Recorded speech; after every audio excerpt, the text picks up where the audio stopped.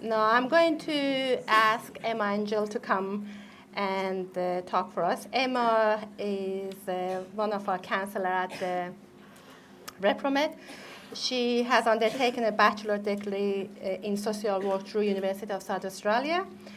Emma has a vast experience working as a family counsellor for Centre Care through the Loss and Grief Centre, Angelic Care, and the Centre for Parenting, Child and Youth Central Health Service. She has been working as a counsellor through Repromed since 2009. She's going to give us an overview of how she and her colleagues would typically counsel couples who are seeking reproductive assistance. Thank you. Well, thank you for inviting me to talk tonight. Morgan actually asked me earlier in the year if I would attend tonight, and I happily agreed. However, if she'd asked me a few weeks ago, my answer probably would have been no, because I'm sure most of you are aware that last week The Bachelor started and airs on Wednesday nights. Okay, so for some of you, the few of you who really don't know, The Bachelor is a reality TV show where one man meets 19 women and all hope to find true love and the happily ever after. It sounds and is horrendous, which makes for great viewing. But do shows like The Bachelor, even in 2015, underpin our social norms and expectations? That we will grow up, meet someone, fall in love, make love, and have 2.5 children. Which leads me to Maria. What happens if you don't meet someone, or you finally do, and it's much later in life? Several statements Maria may have heard repeatedly over the years could include, you focus too much on your career, you should lower your expectation standards in a partner. You should just go and have a one-night stand. In discussing the scenario, I am making a lot of assumptions, but many of these come from conversations I've had with women in similar situations. I'm also assuming that Maria and Mark will have IVF, and previously Maria has wanted children. As already discussed, and I think Michelle Bridges has probably brought it to everyone's attention, an assumption that Maria may have made, and again, something I hear on a regular basis from highly intelligent, well-educated and successful women, is that she is a fit, healthy woman who has chosen a clean lifestyle and doesn't feel anything like 45. Therefore, she will have a fit, healthy and much younger ovarian reserve. Women are often shocked, independent of their age, at learning they have low ovarian reserve. Grief issues. For older women, there can be a lot of grief and loss attached to fertility issues. If Maria has grown up hoping to have children, she may have reached a point in her life in which she grieved and accepted this was not going to happen.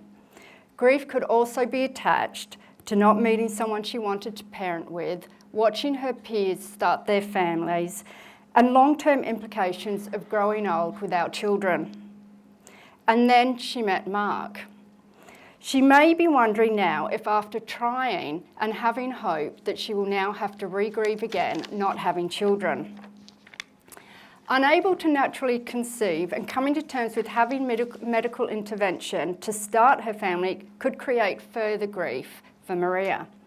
Again, social norms and perceptions often do not portray an image of a third party being involved in the intimate act of creating a child.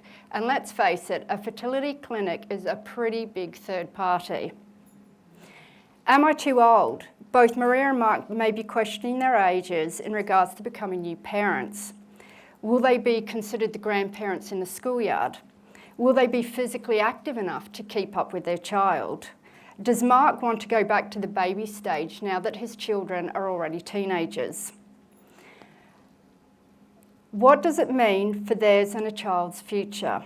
How will they respond if they have a child with a disability? And are they being selfish? It's something I get asked a lot about more mature people coming to the clinic is, are they being selfish and trying to have a child at their age? High expectations and hope when initially starting treatment. So for couples who do make the decision to seek out medical intervention, they often feel quite positive when they first come to the clinic, as they are doing something different, are able to problem solve the issue they are experiencing, and believe that IVF will be the answer. Maria may be shocked to learn that her AMH is as low as it is, and treatment may be more difficult than she first considered. Her partner having children may also create a new issue for Maria. At the end of the day, he knows what it's like to be a parent, so she may feel that she has a lot more riding on treatment than he does. However, she may also be taking on responsibility and feeling guilty that they have to seek out treatment to begin with. He has already proven that he doesn't have a fertility issue, and she has a low AMH. Part of my discussions with couples is around blame and responsibility, and challenging them to view the situation as a couple issue, independent of who might have the medical diagnosis. If they've made the decision to become parents together and they've made the decision to have treatment together, can they then view the problem as a couple together? Juggling everyday life and treatment. As an older woman, Maria may be struggling to determine who she can talk to about possible treatment and previous attempts to conceive. She may feel that people will judge her decision to become a parent or continually ask her if she's pregnant yet. Many women having treatment can feel very socially isolated. As Maria's working, she'll have to juggle treatment appointments with her work, which becomes difficult if others are not aware why time off is needed. The difficulty for many is taking time off work because they need to work to pay for treatment. So it's a bit of a cycle for them. Stress creates stress. Many people view IVF as a tack on to their lives or focus solely on their physical health in the hope to achieve a healthy pregnancy.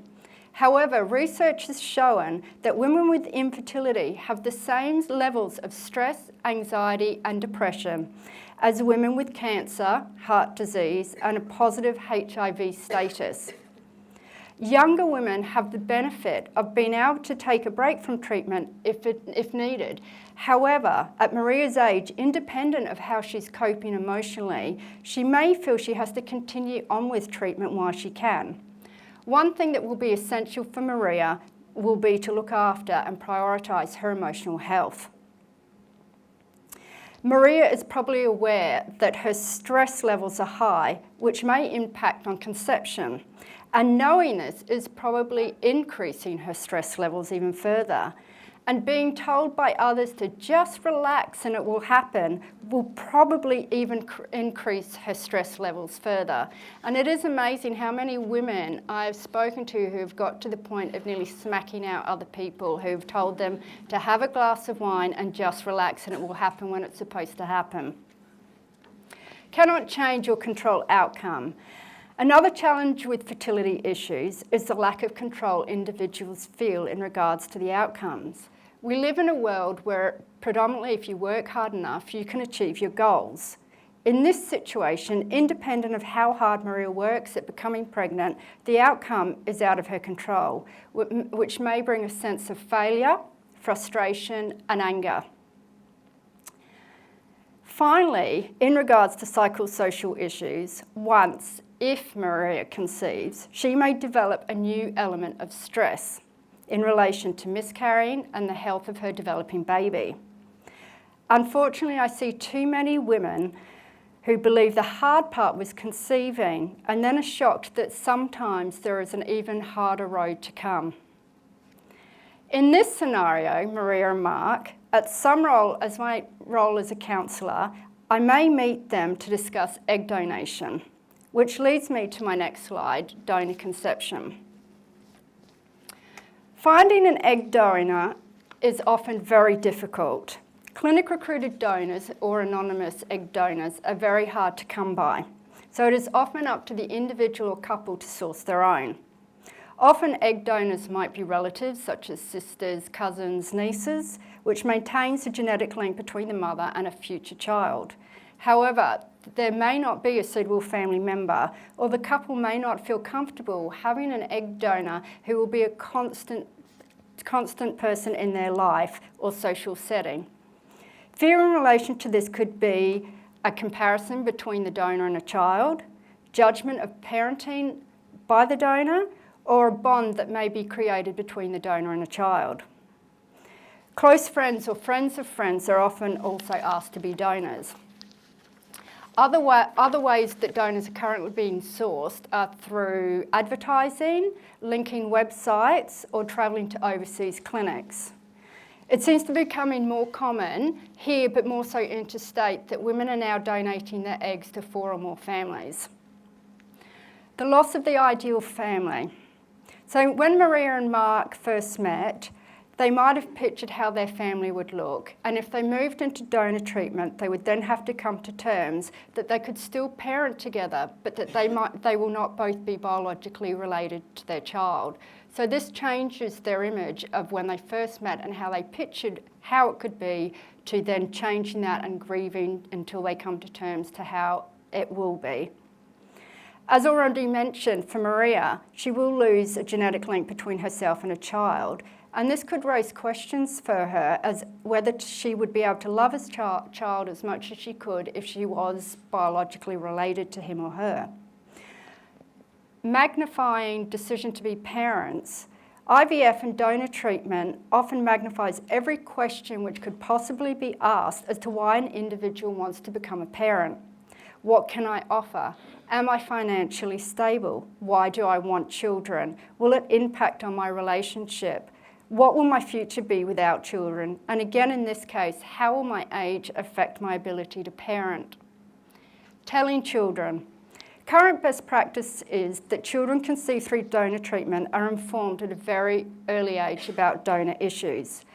Previous experience has taught us that for children who grow up not really remembering a time when they didn't know about donor conception, it's information, something that they can ask questions about and have an open discussion if they choose to. For those who are told much later in life or find out accidentally, there can be a fallout, but it's often not about being donor conceived, it's a fallout with the relationship with their parents. Why were they lied to? Is it something to be embarrassed or ashamed about? Why did others know and they didn't? And what else aren't their parents telling them? If Maria and Mark were considering donor options, I would be speaking to them about the best interests of a future child or children. For some people, this is very straightforward. Of course they will tell their child. For others, it's more challenging. There may be a belief that they will be protecting their child or themselves by not informing them. And finally, I thought I would give you a very, very brief rundown about the legislation of donor conception in South Australia. So, a fertility issue is required. In this case, Maria's AMH would be sufficient. If a child is born, both names of the recipients go on the birth certificate and they are viewed as the legal guardians to any future children. If in the future Maria and Mark were to separate, they would get shared care and custody of those children. It's illegal to pay anyone for donation, but in the future recipients and children can never claim anything financially from the donor either. And in South Australia, a donor register was legalised in 2010, but it came with no funding and still has no funding. So it's up to the individual clinics to keep information about donor treatment. So in the future, if a child or children do want to access further information about their donor, they can be supported with this.